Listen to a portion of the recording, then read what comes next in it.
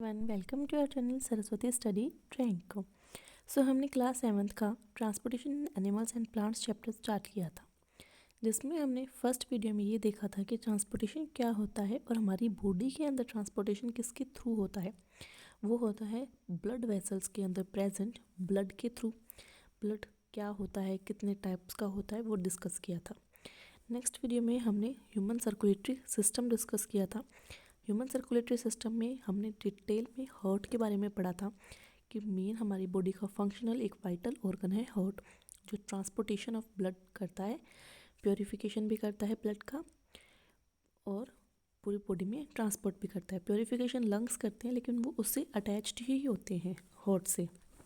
ठीक है, अब हम इस वीडियो में एक्सक्रीशन स्टार्ट करते हैं।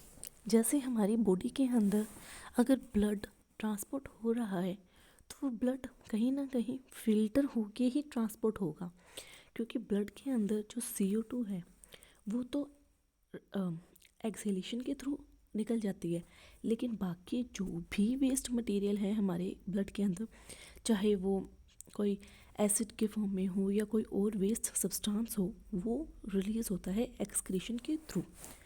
हम स्टार्ट करते हैं एक्सक्रीशन इन एनिमल्स। इसमें लिखा है recall how carbon dioxide is removed as waste from the body through lungs during exhalation. कि जो CO2 है वो तो लंग्स के थ्रू निकल जाती है, लंग्स के एक्सहेलेशन के थ्रू निकल जाती है। वहीं पे जो वेस्ट प्रोडक्ट्स हैं वो कैसे रिलीज होते हैं? Through the excretions. हमारी बॉडी के सेल जो भी फंक्शन करते हैं तो वो कहीं ना कहीं वेस्ट प्रोडक्ट को रिमूव करते हैं, और वो वेस्ट प्रोडक्ट एक लिविंग ऑर्गेनिज्म के अंदर एक्सक्रीशन के थ्रू निकलता है। वो एक्सक्रीशन का जो सारा प्रोसेस है वो संभालता है हमारा एक्सक्रीटरी सिस्टम। जैसे ब्लड का सर्कुलेटरी सिस्टम होता है, वैसे ही एक्सक्रीशन का एक्सक्रीटरी सिस्टम होता है। अब ह्यूमंस के अंदर एक्सक्रीटरी सिस्टम जो मेनली ब्लड का प्योरिफिकेशन करना है वो होता है ब्लड कैपिलरीज के थ्रू। वो ब्लड कैपिलरीज किडनी से अटैच्ड होती है। मेन फंक्शन हमारी बॉडी में जो फिल्ट्रेशन का करती है वो है किडनी। एक इंसान की किडनी जो है वो बहुत इम्पोर्टेंट रोल प्ले करती है। वही हमारी ब्लड को प्योरीफाई करती है, और जो वेस्ट मटेरियल है वो बाय द यूरिन हमारी बॉडी से रिमूव होता है।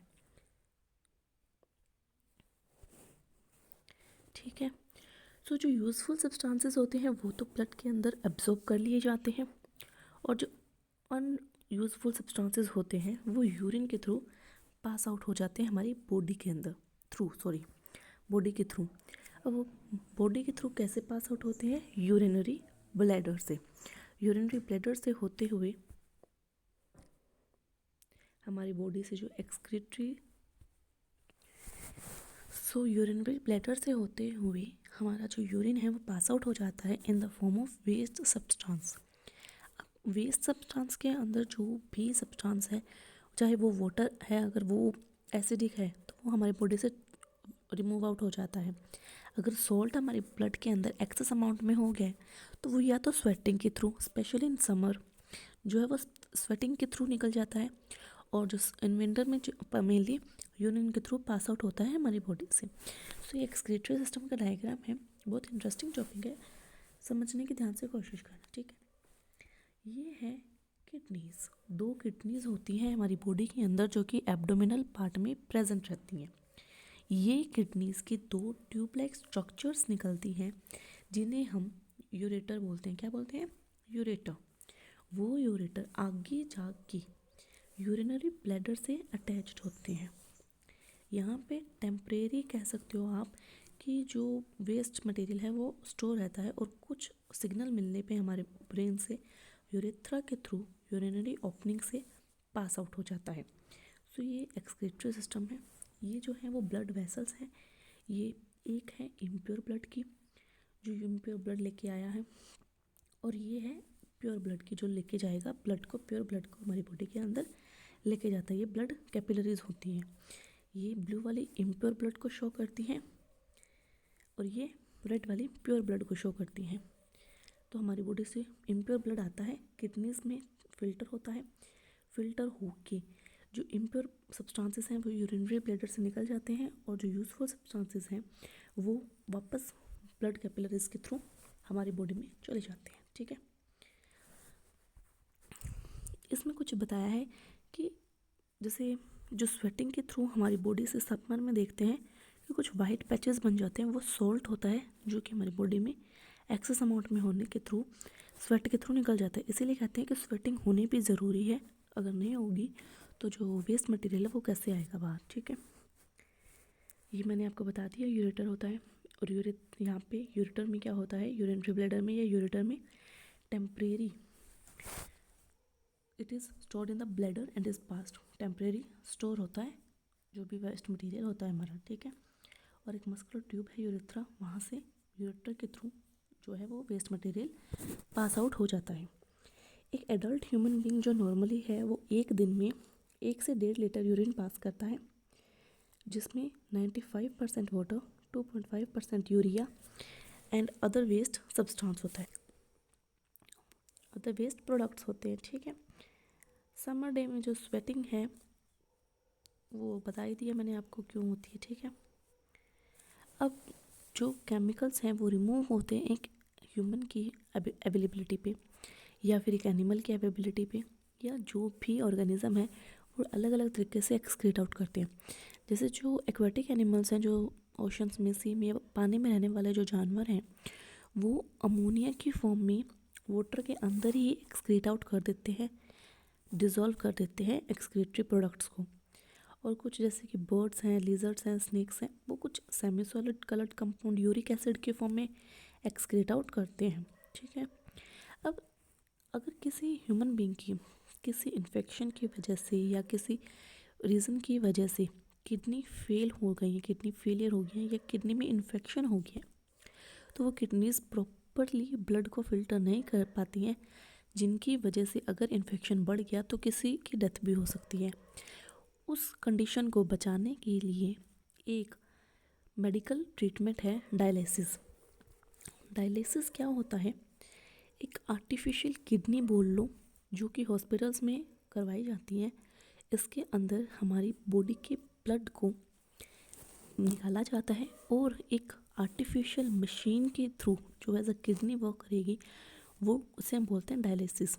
वो आर्टिफिशियल मशीन ब्लड को प्योरीफाई करती है और हमारी बॉडी के अंदर जो रेड ब्लड कैपिलरीज हैं या आर्टरीज हैं, पल्मोनरी वेन्स हैं, उनके थ्रू हमारी बॉडी में ट्रांसपोर्ट कर दिया जाता है।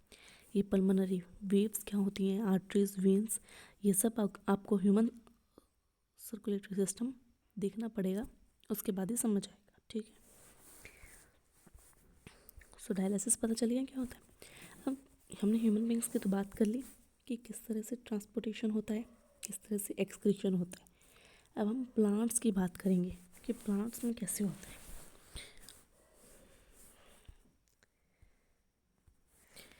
सो जो प्लांट्स में ट्रांसपोर्टेशन है वो होता है, पानी का भी होता है, फूड का भी होता है। हमें ये पता है कि जो प्लांट्स हैं वो फोटोसिंथेसिस के थ्रू खाना बनाते हैं, ग्लूकोज की फॉर्म में एनर्जी को ब्रेक डाउन करते हैं और एज ए एनर्जेटिक फॉर्म में यूज़ में लेते हैं। ये सब हमने पढ़ा हुआ है, ठीक है। जो फूड है वो बहुत इम्पोर्टेंट रोल प्ले करता है ग्लूकोज बनाने के लिए, एनर्जी प्रोड्यूस करने के लिए, ठीक है। और उन सब के लिए न्यूट्रिएंट्स का एब्जॉर्ब होना ज़रूरी है प्लांट्स के अंदर। सो जो न्यूट्रिएंट्स का अब्जॉर्प्शन है प्लांट्स के अंदर वो उनकी रूट हेयर से होता है। किन के थ्रू होता है, रूट हेयर से होता है। ये रूट हेयर के अंदर हमें 2 स्ट्रक्चर देखने को मिलती हैं, एक होती है जाइलम, एक होती है फ्लोएम। ये क्या है, रूट हेयर के अंदर प्रेजेंट वस्कुलर टिश्यूज़ का बंडल होता है, ठीक है। सो वस्कुलर टिश्यू क्या होता है, A tissue is a group of cells that perform specialized functions in an organism। कि जो एक स्पेशलाइज्ड फंक्शन परफॉर्म करे एक ऑर्गेनिज्म के अंदर, वही वस्कुलर टिश्यू जाइलम और फ्लोएम में डिवाइडेड है। अब ध्यान से बात सुनना, जो जाइलम है ना वो वाटर का अपवर्ड डायरेक्शन में ट्रांसपोर्ट करता है वाटर का, ठीक है। और जो फ्लोएम है वो फूड सब्सटेंस का ट्रांसपोर्ट करता है। ठीक है, ये बात हमेशा याद रखना। जो xylem forms a continuous network of channels that connects roots to the leaves, जो रूट्स को लीव्स के साथ, स्टेम के साथ और हर एक प्लांट की ब्रांचेस के साथ कनेक्ट करके रखता है, और हर एक एंटायर प्लांट के पार्ट के अंदर वाटर का ट्रांसपोर्ट करता है। ठीक है, और वहीं पे the food has to be transported all parts of the plants, वो फ्लोएम के थ्रू होता है। इसीलिए जाइलम एंड फ्लोएम सब्सटेंसेस को और वाटर को ट्रांसपोर्ट करते हैं एक प्लांट के अंदर। सो अगर हम किसी प्लांट का एक पार्ट जैसे कि स्टेम है, अगर हम उसे काट के माइक्रोस्कोप के अंदर ऑब्जर्व करें तो हमें कुछ ऐसा देखने को मिलता है। ठीक है, ये क्या होता है, इसके अंदर ये जो बीच वाला पार्ट है, एक होता है जाइलम और एक होता है फ्लोएम। जो ये रेड वाला पार्ट होता है मेनली, इसमें जो आपको डायग्राम में शो किया गया, जो साइड में हमें देखने को मिलता है, वो होता है जाइलम, जो पेरीफेरी पे मिलता है। मतलब ये मान लो ये स्ट्रक्चर है, तो यहाँ पे जो भी सब्सटेंस मिलता है वो जाइलम होता है, और बीच वाले पार्ट को हम बोलते हैं फ्लोएम। ठीक है, water and minerals go to the leaves and other plants through narrow tubes, xylem inside the stem के अंदर जो भी होता है।